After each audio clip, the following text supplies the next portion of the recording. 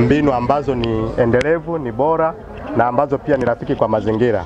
Kwa hiyo tunashirikiana nao kuhakikisha kwamba wale wawekezaji, wajasiriamali, wakulima wadogo wadogo, wasindikaji wanatumia nishati ambazo ni rafiki kwa mazingira, wanatumia nishati ambazo ni safi, lakini pia wanafanyiwa tathmini kuhakikisha kwamba ile teknolojia wanayotumia kwenye uzalishaji, kwenye usindikaji na kwenye ufugaji au uvuvi inakuwa ni rafiki kwa mazingira.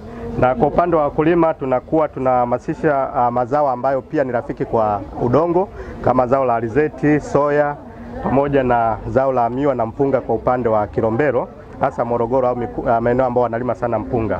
Lakini pia kazi kubwa ambayo tumeifanya ni kazi ya kuhifadhi taka hatarishi kupitia kizimba kiko pale, mfano wa kizimba, lakini hivi ni peperushi ambavyo wakulima wanakuwa na vitumia na wadau mbalimbali.